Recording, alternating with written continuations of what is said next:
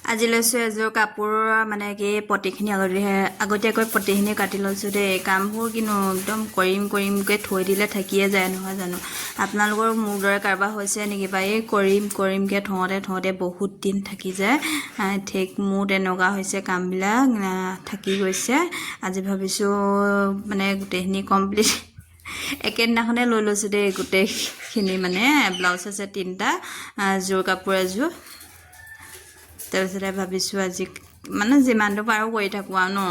এলাহ কৰি থাকিলেও নহ'ব, গৰম বুলি বহি থাকিলেও নহ'ব। কৰিম বুলি লৈছোঁ যেতিয়া কৰিয়ে থাকিব লাগিব।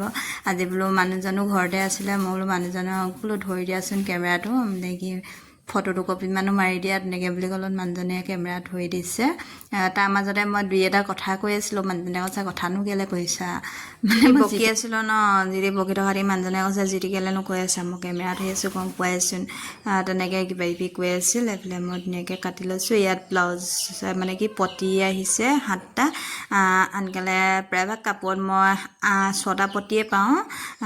তাৰে মাজত কিছুমানবিলাক কাপোৰতহে আহে চাগে 7টাকৈ। ইয়াত ধুনীয়াকৈ 7টা পতি আহিছে, ধুনীয়াকৈ কাটি লৈছোঁ। ইয়াত মানে টোটেলি যিমান সময় লয় আৰু কৰি থাকোঁ আৰু ন। গৰম বুলি এলাহ কৰি